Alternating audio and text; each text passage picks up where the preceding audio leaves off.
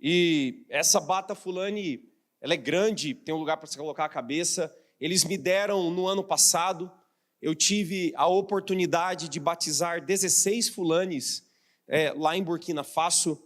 E essa bata eles me deram porque é de pastor Fulani que utiliza no campo. Eles mexem muito com vaca, com cabra. Segundo eles, diz a história dos Fulanis, que eles saíram do Egito e atravessaram o Mar Vermelho junto com o povo de Deus. E assim que eles foram parar na África. Se é verdade ou não, não sei. É muito provável que não seja, mas é o que eles dizem.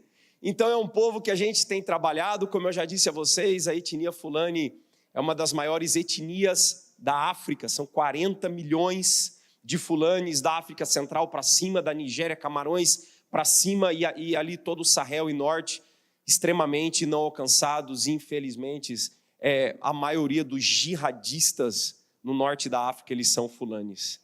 Também Deus tem nos dado a oportunidade de trabalharmos no Nepal. No Nepal, toda vez que nós chegamos lá, começa curso, acaba curso, eles te dão uma cada. Isso é uma cada nepalesa, e eles colocam no nosso pescoço como gratidão, como celebração, e é muito comum na cultura nepalesa eles darem isso para os seus visitantes como forma de agradecimento. Então essa é uma cada que eu ganhei da Igreja Presbiteriana do Nepal, na cidade de Dharam, onde amanhã nós começamos também mais um curso. Então o evangelho também chegou ao Nepal, louvado seja o nome do Senhor. Essa aqui é mais elaborada, isso aqui se chama Thais. O Thais é do Timor-Leste, não sei se dá para vocês verem o nome, mas está escrito Timor-Leste aqui, feito com as cores do Timor e da mesma coisa, da mesma forma assim como... Chega, não vou pôr mais não, só são esses três, não cabe.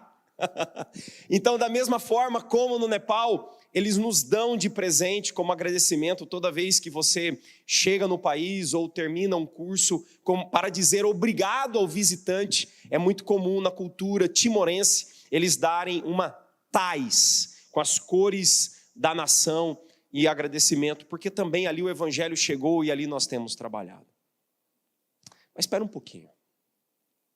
O Timor-Leste, um país bem pequeno, de 1.200.000, 1.300.000 habitantes, é uma ilha que divide metade do seu espaço com a Indonésia, tem apenas 2,5% de cristãos evangélicos.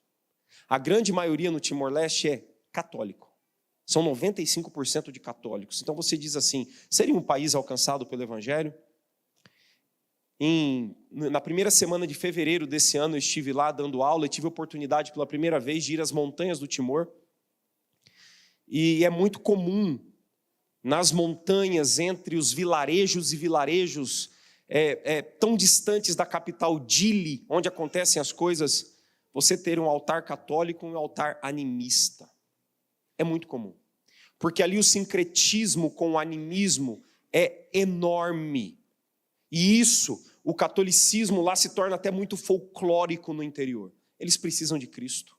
Apenas 2,5% da população desse país conhece a Jesus Cristo. Nós não temos seminário bíblico, nós não temos instituto bíblico, nós não temos seminário. E grande parte da nossa igreja lá carece de liderança. A Igreja Presbiteriana do Timor-Leste. Eles precisam de nós. O Nepal é um país de 31 milhões de habitantes. 80% do Nepal é hindu. 10% do Nepal é budista. E os cristãos não passam de 1,5%, 1,42%.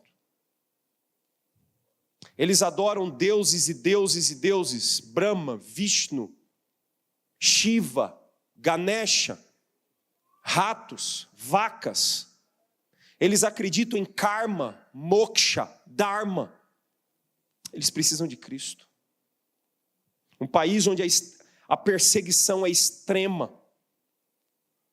Um país, no ano passado, 2 semanas antes da gente viajar para lá, no ano passado, o governo nepalês emitiu um documento para a polícia de fronteira estar atenta a todos os estrangeiros entrando com Bíblias. Todas as Bíblias em áudio que eu estava levando, às 20 eu tive que zerar. Porque eu não podia deixar a Bíblia ali, porque se eles apertassem e ouvissem o Evangelho em Nepali, eu seria preso. Os fulanes, seus 40 milhões de fulanes na África, eles são 99% islâmicos. A maioria extremistas, jihadistas, assassinos. Uma das etnias fulani que nós trabalhamos é a etnia fulani Massina. 1,5 milhão de fulanes Massina no Mali. O Mali é um país muito grande no oeste da África. Faz parte do Sahel africano. 1,5 milhão. Sabem quantos crentes? 0,06%. Mais ou menos 900. Se vocês saírem aqui da igreja agora e entrassem os crentes fulano e Massina, dava para encher essa igreja, só. Entre 1,5 milhão de Massinas. Essa é a realidade do Mali. Essa é a realidade de muitos lugares ao redor da terra, que nunca ouviram o que você tem o privilégio de ouvir toda semana. Sim, nós vivemos num país livre, alcançado pelo Evangelho, mas que ainda também nós temos muito trabalho a fazer. Porque somente no Brasil, e hoje me foi perguntado isso por um jovem, e as etnias indígenas? Hoje no Brasil nós temos 164 etnias indígenas não alcançadas, ou seja, menos de 2% desses indígenas são cristãos evangélicos. Dessas 164 etnias, 99, meu irmão, 99, não tem nem trabalho missionário entre eles. É o nosso país. É o nosso país. Dá um pulo lá em Alphaville, na região que eu moro, uma região de 100 mil habitantes. É uma igreja atrás da outra. Reformada pentecostal, neopentecostal, como eu disse hoje de manhã e brinquei com vocês, parede branca, parede preta, tem de tudo. Uma atrás da outra, dá para escolher se você quiser ouvir heresia ou se você quiser ouvir coisa boa da Escritura. Você escolhe. Essa é a realidade do nosso país. Que Deus nos dê a graça para avançarmos entre todos os povos. Aqui, como o irmão disse em sua oração, do outro lado da rua, ao redor do mundo. O texto dessa manhã fala muito disso. Noite. Já é noite, Maurício. O texto dessa noite fala muito sobre isso. Romanos capítulo 10, dos versículos 13 a 15. Romanos capítulo 10, dos versículos 13 a 15. É um texto extremamente citado em conferências missionárias e por aí vai. E é um texto que particularmente eu gosto muito, muito mesmo. Romanos capítulo 10, dos versículos 13 a 15. Eu irei ler para os irmãos e depois eu dou um pouquinho do contexto dele e da estrutura, como nós iremos explorá-lo nessa noite. A Escritura diz o seguinte, Romanos capítulo 10, dos versículos 13 a 15. Porque todo aquele que invocar o nome do Senhor será salvo. Como, porém, invocarão aquele que não creram? E como crerão naquele de quem nada ouviram? E como ouvirão se não há quem pregue? E como pregarão se não forem enviados? Como está escrito, quão formosos são os pés daqueles que anunciam coisas boas. Nós vamos ter que olhar isso aqui de trás para frente, para ficar mais claro. Por quê? Porque o apóstolo está usando perguntas retóricas. Então, é mais fácil a gente estudar esse texto de trás para frente. Mas por que que o apóstolo Paulo escreve o que escreve para a igreja de Roma? Olha só, lá nos primeiros 4 versículos do capítulo 10, ele dá o tom, ele dá o contexto para o que ele está escrevendo aqui a partir do versículo 13. Ele está dizendo o seguinte, irmãos, eu desejo que esses caras sejam salvos. Quem? Os judeus. Só que tem um problema. Versículos 3, versículos 4, eles desconhecem a justiça que vem de Deus. E quem é a justiça que vem de Deus? Cristo. Basicamente, Paulo pega esse tipo de versículo aqui que Paulo escreve, versículo 3, versículo 4, é o que ele escreve também à igreja de Corinto. 2 Coríntios, capítulo 5, versículo 21. Aquele que não conheceu o pecado, Deus o fez pecado por nós, para que nele fôssemos feitos justiça de Deus. É tipo uma troca. Jesus Cristo, através da sua obra redentora, ele deposita na conta de todo aquele que crê a sua justiça, e a gente, os pecadores, depositamos na conta de Cristo, e aí tem uma dupla imputação, depositamos na conta dele o nosso pecado. E é o que Paulo está escrevendo aqui nos versículos 3 e 4, do início, no que dá o contexto, o tom para o texto que nós lemos. Os judeus desconheciam isso, e eles precisavam ouvir a respeito disso, de Cristo, da justiça que vem de Deus. Sabe por quê? Porque os caras estavam tentando fazer, entre aspas, justiça pelas próprias mãos, e não tem jeito, você não vai conseguir cumprir a lei totalmente, porque você está lambuzado de pecado. E então, mais para frente, aqui no texto de Romanos, Paulo chega a dizer até no versículo 9, se com tua boca você confessar a Jesus como Senhor, e no seu coração você crer que Deus o ressuscitou dentre os mortos, você vai ser salvo. Só que tem um problema: como ouvirão se não há quem pregue? E Paulo desenvolve esses 3 versículos que nós lemos da seguinte forma: usando perguntas retóricas, é meio que ele faz um sanduíche. No meio tem pergunta retórica, só que nas duas pontas tem Antigo Testamento. Então ele começa citando Joel, capítulo 2, versículo 32. Todo aquele que invocar o nome do Senhor será salvo. Como, porém, invocarão aquele que não creram? Como crerão naquele de quem nada ouviram? Como ouvirão se não há quem pregue? Como pregarão se não forem enviados? Aí ele termina citando Isaías capítulo 52, versículo 7. Quão formosos são os pés daqueles que anunciam coisas boas. Então aqui nós temos o sanduíche. Nas duas pontas, Antigo Testamento. No meio, perguntas retóricas. Só que como é pergunta retórica, como eu disse a vocês, nós iremos explorar de trás para frente. Então nós vamos começar por Isaías, numa sequência lógica, até a gente chegar em Joel. Da seguinte forma: quão formosos são os pés daqueles que anunciam coisas boas. Certo? Formoso é o pé de quem? Daquele que vai, daquele que prega. Porque pregando as pessoas ouvirão, e ouvindo elas crerão, e crendo invocarão. Então, todo aquele que invocar o nome do Senhor será salvo. É nessa sequência. Porque não tem como, irmão, a gente chegar lá na salvação, na pessoa crer, se a gente não for e pregar o evangelho. Então o que Paulo está dando aqui para nós é a estrada, é uma sequência óbvia para a igreja de todos os tempos, para a gente caminhar. O que a gente faz? A gente vai, a gente prega, para as pessoas ouvirem, e ouvindo elas vão crer, e crendo invocarão, e invocando elas serão salvas. Está desenhado o que nós temos que fazer. Há 2000 anos já está desenhado. E é esse texto que nós vamos explorar nessa noite, item por item. Então Paulo começa dizendo que todo aquele que... Não, vamos para trás. Maurício, não esquece, nós estamos fazendo de trás para frente, Maurício. Vamos começar com Isaías. Quão formosos são os pés daqueles que anunciam coisas boas. Isaías capítulo 52, versículo 7. Bênção, pé de quem? É o pé de quem? É daquele que está na igreja com aquele tênis branco, com a sola novinha. Será que o pé bonito, o pé formoso é o pé desse cara?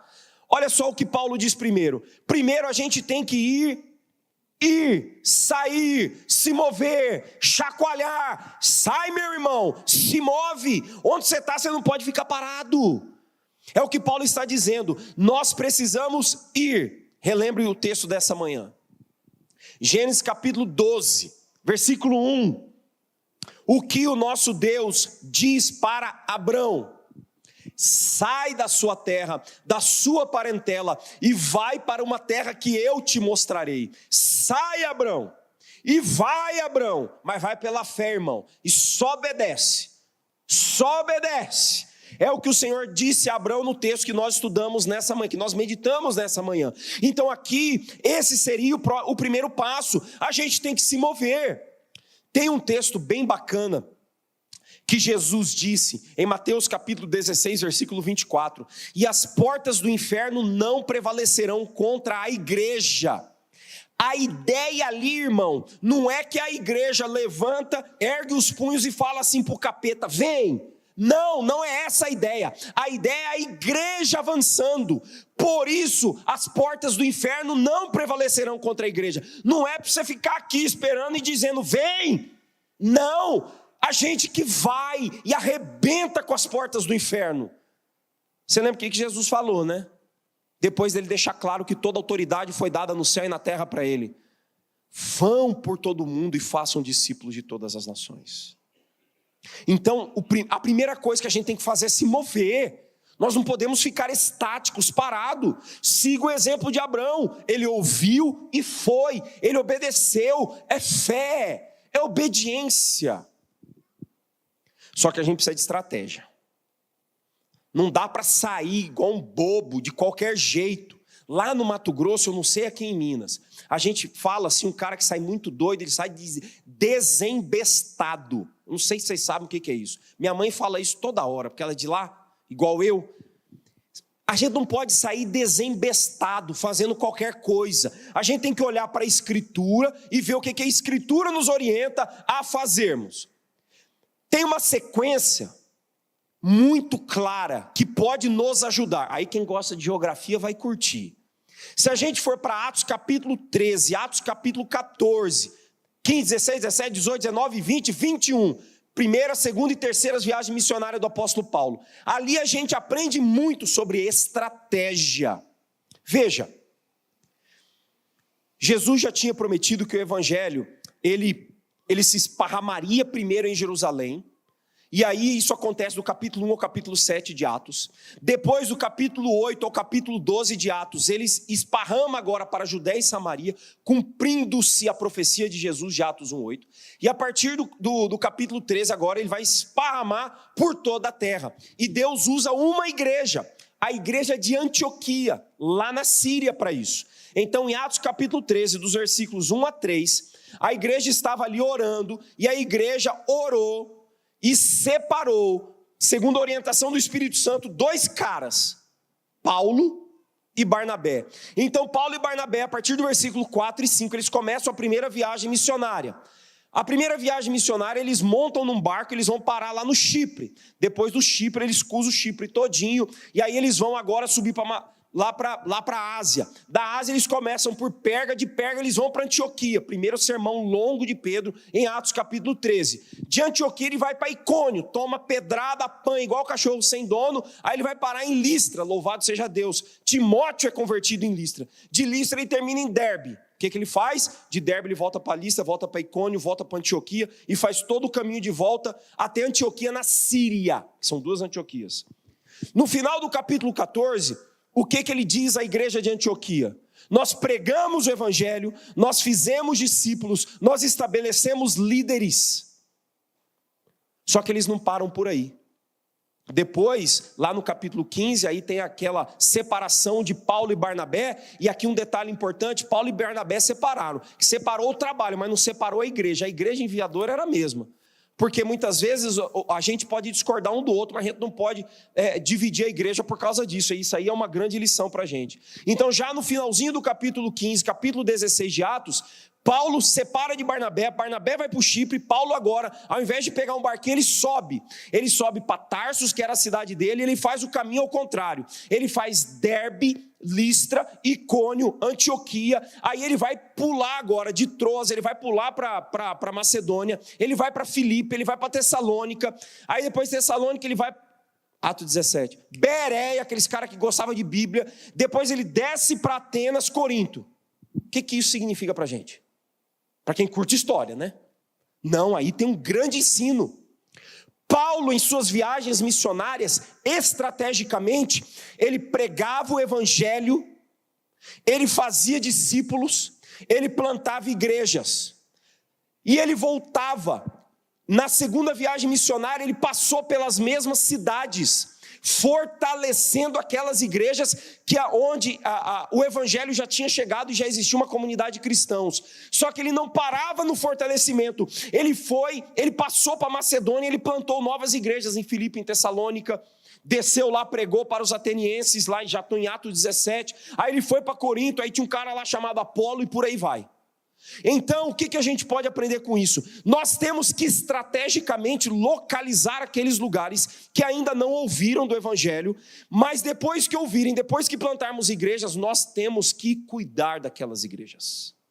A gente não pode abandonar aquela igreja e sair desembestado, me permita falar isso de novo, igual um doido por aí, pregando o Evangelho num monte de lugar e deixar a igreja à toa, sem ser cuidada.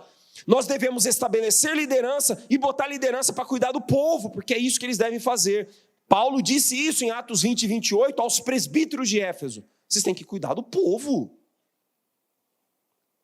Então nós precisamos de estratégia. O próprio Paulo, em Romanos capítulo 15, versículo 20, que é um dos textos que eu mais gosto na Bíblia, diz o seguinte: esforçando-me desse modo por pregar a Cristo, não onde ele foi anunciado. Então a gente precisa de estratégia para avançar, mas estratégia também para cuidar do povo, para cuidar das igrejas. É de Manhuaçu a todas as nações, porque nós já vivemos o todas as nações de Atos 1:8. Não tem como a gente voltar para Jerusalém, não tem como voltar para Judéia e Samaria, já foi cumprida a profecia. Nós já vivemos daqui para frente até todo mundo ouvir o Evangelho. Nós precisamos avançar, mas não deixar de cuidar da igreja. Isso é muito importante. A comunidade do povo de Deus já estabelecida aqui. Só que aí tem um problema. Aquilo que a gente vem falando desde ontem à noite. O nosso Senhor mandou a gente ir, certo? Nós temos estratégia? Temos, Senhor. Louvado é o teu nome. Temos aqui o manual, que é a Bíblia, manual de fé e de prática para a gente avançar, mas tem um problema hoje. E vocês já ouviram e vão ouvir de novo. 42% do mundo hoje nunca ouviu falar sobre Cristo. Vamos falar de povos? Nós temos 17 mil e tantos povos hoje no mundo, povos, etnias. Destas, 7.189, ou 41,7%, nunca ouviu falar sobre Cristo, é não alcançada. Não faz sentido, meu irmão. Não tem lógica. A gente está pecando na estratégia. E não pode, num país igual o nosso, no Brasil, onde 1/3 é cristão evangélico, 99 etnias indígenas serem não alcançadas. Desculpa, não alcançadas são 164. Não engajadas, não tem ninguém fazendo nada. 99. Não faz sentido. É um absurdo, é falta de estratégia, é falta de ler Bíblia, é falta de meditar na palavra de Deus, ter sangue no olho para a gente avançar. Porque muitas vezes nós estamos tão acomodados em nossas comunidades de fé. Que Deus nos dê a graça de avançarmos, até que todos ouçam. Mas sair do lugar é só o primeiro passo. Quando a gente for com a estratégia correta, o que a gente faz? A gente anuncia o Evangelho, a gente tem que pregar, porque não é só ir e fazer qualquer coisa, ir a qualquer lugar, não, é estrategicamente escolhendo o lugar certo e fazendo a coisa certa. Então, o pé formoso, ele se move e ele prega. É necessário pregar, é necessário comunicar a razão da nossa fé. Quem é a razão da nossa fé? É Cristo, aquele que foi manifestado na carne, aquele que foi justificado em espírito, aquele que foi visto por anjos. Cristo, aquele que é o caminho, a verdade e a vida, aquele que é a ressurreição e a vida, aquele que é o pão da vida, aquele que se fez carne e habitou entre nós. Cristo, ele é a razão da nossa fé, ele tem que ser comunicado, ele tem que ser pregado. Tem muito irmão saindo por aí fazendo coraçãozinho para os outros. Ai, que coisinha bonita, Jesus te ama. Meu irmão, olha só, quando a gente vai para o livro de Atos, nós temos ali muitas lições para a gente. Atos capítulo 2, versículo 38, o primeiro sermão depois do dia de Pentecostes. Pedro desceu a ripa no povo, citou Joel também, capítulo 2, dizendo que aquilo era profecia sendo cumprida. E aí lá no versículo 38, o que ele diz para o povo? Creiam e arrependam-se. Jesus já tinha dito isso, Marcos capítulo 1, versículo 15, é fé e arrependimento. Paulo disse isso em Atos capítulo 13, naquele sermão que eu já citei para vocês, lá em Antioquia da Síria. Não, Antioquia da Síria é outra. Lá em Antioquia, lá perto já de Listra, na sua primeira viagem missionária, da Psídia, é outra Antioquia. E aí Paulo, quando reúne os discípulos de Éfeso, lá em Atos capítulo 20, versículo 21, ele também diz, é fé e arrependimento. Se a gente não pregar fé e arrependimento, o nosso evangelho é manco. É manco. Não faz sentido. Ah, mas isso é só dentro da igreja. Não é não, meu irmão. Porque em Atos capítulo 17, versículos 30 e 31, quando Paulo estava em Atenas, pregando para um monte de filósofo grego, sabe como que ele termina o sermão dele? Fé e arrependimento. Então esse deve ser o core, o centro, o núcleo da nossa mensagem. Não pode sair disso. O que sair disso é gambiarra. É gambiarra. Se não tem fé e arrependimento, fé em Cristo e arrependimento de pecado, é gambiarra. Você está falando outra coisa, mas você não está seguindo aqui a regra de fé e prática. Então nós temos que comunicar o evangelho. É necessário apresentarmos a mensagem por completo. Aí você vai pensar assim, mas irmão, mas o trabalho social, ele também é necessário? Veja, e com muito cuidado eu vou dizer isso para vocês, com muito temor no coração. Você sabe qual é a missão da igreja? Mateus capítulo 28, versículo 19. Fazer discípulos de todas as nações. Marcos capítulo 16. Pregar o evangelho entre todos os povos. A nossa missão é fazer discípulo de tudo quanto é lugar. Essa é a nossa missão, como gente, como povo de Deus. Porque missão vem do latim enviado, que traz aquela ideia de apóstolo, do grego enviado. É por isso que a gente usa o termo missão. Então, meu irmão, a missão da igreja é fazer discípulos entre todos os povos. Não sai disso. Mas e o trabalho social? Esse a gente faz porque nós temos um coração transformado por esse evangelho que a gente prega. Mas se a gente ficar só dando sopa, arroz e comida para o povo, nós estamos mandando gente bem alimentada para o inferno. E eu falo isso com muito temor. Porque no ano passado eu visitei um projeto numa favela na África do Sul. Numa cidade chamada Worcester, que escreve, mas eles pronunciam Worcester no afrikaans. E ali o missionário lá tinha um trabalho numa favela, barra pesada. A gente teve que entrar lá com o líder da favela, é um negócio terrível. Escolinha de futebol, xadrez, um monte de coisa. Comida para as crianças. E aquelas fotos no Instagram que o povo chora, aquele negócio todo. E eu olhando aquele negócio, ainda fui tomar um café na casa dele. Aí eu cheguei para ele e falei, irmão, no dia que acabar o arroz, esse povo vai continuar vindo? Ele falou, não. Eu falei, então tá bom. Parabéns pelo seu trabalho de anos. Sem igreja, não enraiza o evangelho. Não enraiza o evangelho em novas regiões. Nas viagens missionárias de Paulo, igreja. E aí, todo outro trabalho, ele vai orbitar ao redor da igreja. Para pensar numa frase. O que? Vou falar bem devagarinho. O que, se a igreja deixar de fazer, ninguém mais faz? De novo. O que, se a igreja deixar de fazer, ninguém mais faz? É pregar o evangelho e fazer discípulo. Ninguém mais vai fazer isso. O resto vai ter ONG para tudo quanto é coisa. Pregar o evangelho e fazer discípulo. Essa é a nossa missão.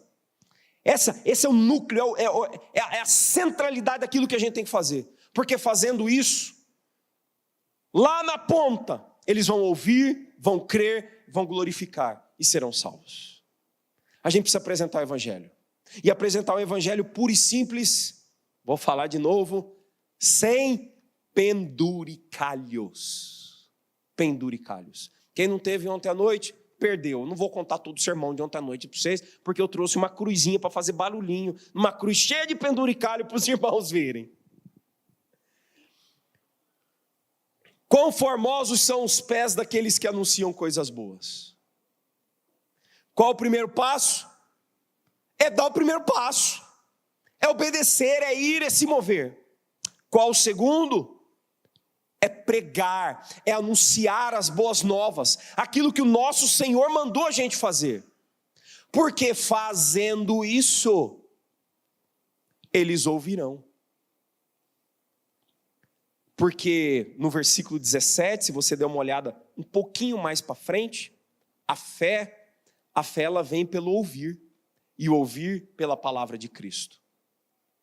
E o nosso Deus escolheu, e isso aí está de acordo com 1 Coríntios 1:21, que aqueles que viriam à fé, eles ouviriam através da pregação do evangelho, da loucura da pregação. Então é necessário pregar para que as pessoas ouçam. Você já ouviu a seguinte frase? Pregue o evangelho sempre, se necessário, use palavras. Todo mundo balançando a cabecinha assim, né?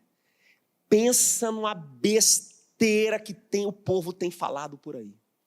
Isso é coisa de gente que não conhece a Escritura, de gente preguiçosa e quer se esconder através, eu estou vivendo. Mas não é o que a Bíblia fala. Viver é sua obrigação, porque você é uma nova criatura.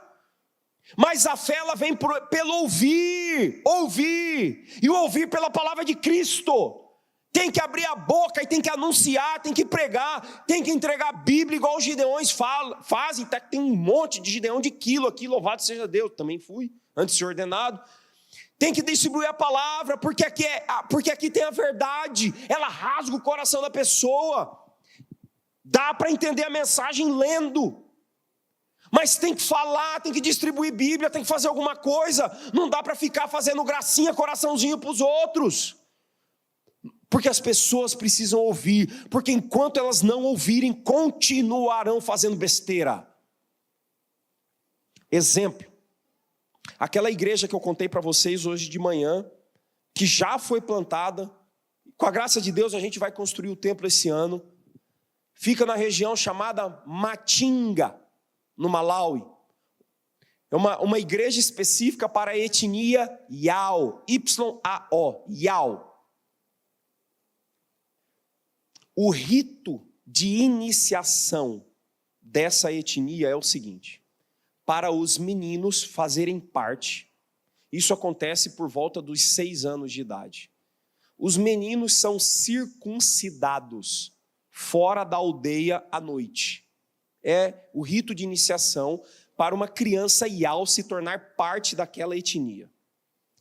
As meninas é realizado dentro de uma casa de uma mama, que é uma senhora respeitada geralmente no vilarejo. Um ovo de pombo, ele é inserido ali mesmo, no órgão genital da criança por volta dos seus 6 anos, como rito de iniciação para a pessoa se tornar Yao. Agora, vocês regalaram o olho, né? Ano passado, quando eu tive o privilégio de batizar os 3 primeiros Yaos daquela etnia, daquela igreja convertidos, antes de batizar aqueles irmãos, eu falei exatamente isso para eles. A partir de agora, não é mais necessário a circuncisão dos meninos, não é mais necessário o ovo para as meninas. A partir de agora, a água do batismo é o símbolo que vocês foram lavados pelo sangue do Cordeiro e que vocês pertencem à família de Deus, porque nós cremos no mesmo Cristo. Não precisa mais fazer isso. E eles glorificaram a Deus naquele dia. Porque se o evangelho não chega, eles vão continuar fazendo isso. Meu irmão, tanto na África, em muitos lugares que trabalhamos, quanto na Ásia, é muito comum o homem bater na mulher, e isso eles dizem que é cultural. inclusive pastores. E eles se escondem atrás da cultura para defender abusos. É muito comum. E tantas outras coisas que nós temos visto. Aberrações ao redor do mundo, porque as pessoas não creem no Evangelho, porque não há quem pregue. No ano passado, a nossa igreja, a IPALF, esteve novamente lá na região da Cabeça do Cachorro, no Amazonas. Eu já contei isso várias vezes, compartilhei hoje novamente com os jovens, incentivando a fazer trabalhos assim. Não vai pintar a casa dos outros, não. Contrata pintor para fazer isso. Vai plantar igreja. Vai caçar a comunidade por aí, sem igreja, sem evangelho. Vai lá, evangeliza, cria um plano, cria uma estratégia e foca na plantação da igreja. Existe uma comunidade lá na Cabeça do Cachorro chamada Itapereira, onde a nossa igreja foi por 3 anos e agora a igreja já está plantada, louvado seja o Senhor. Mas no ano passado, meu filho me contou que uma das casas que eles saíram para evangelizar, e ali a etnia tucano. A etnia tucano é uma etnia maldosa. Parece o Fulani lá no oeste da África. E meu filho teve a oportunidade de apresentar um evangelho a um indígena tucano, meu filho e amigo dele. E eles compartilharam do evangelho dentro da casa daquele senhor. E a esposa já tinha reclamado para o meu filho que ele batia muito nela. Que ele era um homem muito mau e bebia muito. E isso é muito comum no meio indígena. Eles bebem demais. E então, meu filho contou para mim, um moleque de 18 anos de idade, que naquele dia, aquele indígena tucano, no ano passado, em julho do ano passado, ele confessou a Jesus como Senhor, dentro da casa dele. E foi muito interessante que a sua oração de confissão, ele escreveu com o dedo na terra, dentro de casa, em português: homem, pecado, Deus, na frente do meu filho. E ele pediu para fazer uma oração de confissão em tucano, porque ele fala um português mais ou menos. Por que aquele homem confessou a Jesus como o Senhor de sua vida? Aquele homem que nunca tinha ouvido falar de Cristo numa comunidade indígena não alcançada. Porque uns caras saíram de uma bolha chamada Alphaville, São Paulo. 40 doidos, dentistas, médicos, jovens adolescentes, foram se meter lá no meio do Amazonas para apresentar a Cristo. Esse senhor que confessou a Jesus Cristo através do evangelismo que meu filho teve o privilégio de fazer, ele morreu em dezembro do ano passado. Mas ele morreu crente no Senhor Jesus. Sabe por quê? Porque alguém foi e pregou e alguém ouviu. Porque é necessário que ouçam. Versículo 18 aqui, Paulo diz o seguinte: mas pergunto, será que não ouviram? É claro que sim. Ele está falando dos judeus que tinham o Antigo Testamento, que apontava para a vinda futura do Messias. Mas existem povos ainda sem a Escritura em suas mãos. Eu estou cansado de dar aula para fulanes só tem o Novo Testamento em Fulfulde. No Timor, ele só tem o Novo Testamento em Tétum. Como que você fala em teologia da aliança? Você está falando de algo que eles nunca ouviram, nem os crentes, porque eles não têm nem o Antigo Testamento. Mas é necessário ir e pregar para que ouçam. E ouvindo, o que acontecerá? Eles vão crer. Mas esse crer é graça. Não ache que o cara vai crer de qualquer jeito. Não acha também que a gente sai por aí falando para as pessoas: entrega a sua vida para Jesus, porque também não tem como. Como que uma pessoa vai entregar a vida para Jesus? Como que uma pessoa vai se achegar a Jesus se Jesus não se chegar a ela primeiro? Como que alguém vai amar a Cristo se Cristo não a amar primeiro? Até o nosso linguajar muitas vezes demonstra a nossa teologia que é desse tamanho, que falta leitura bíblica. Não tem como não alguém se entregar a Jesus, não tem como. É Jesus que transforma aquela pessoa, é Jesus que muda o coração daquela pessoa, é graça. Ninguém vem a Ele, Cristo, se o Pai que enviou o Cristo não o trouxer. É impossível alguém confessar a Cristo se não for pela graça que transformou aquele coração. Não é uma decisão própria, mas é graça, é escolha divina, antes da fundação do mundo. É Deus que resolve entrar em uma amizade, em um relacionamento com aquela pessoa. O crer é graça, mas não é isso o que a maioria das religiões está ensinando com relação às suas divindades. Nem o catolicismo romano, você tem que cumprir um monte de regra, você tem que fazer. O hinduísmo, você tem que fazer o dharma, que você tem que cumprir, porque aí você vai quebrar o ciclo de reencarnações que se chama samsara, que é pesado sobre você por causa do karma, até você alcançar o moksha. É coisa de doido. Mas você tem que fazer. Vai para o budismo. O budismo é muito semelhante ao hinduísmo, porque Buda é um avatar, é uma encarnação de Vishnu. Uma das 14 encarnações dele, nem todas apareceram por aí, mas Buda é. E no budismo, você tem que fazer a mesma coisa, você tem que ser bonzinho, aquele negócio todo, para você alcançar o nirvana, que é o mesmo conceito de moksha no hinduísmo. Islamismo, a mesma coisa, está no Alcorão, você tem que fazer boas obras, porque se não fizer boas obras, Alá vai ficar zangadinho com você, e você não vai ter as suas virgens no céu.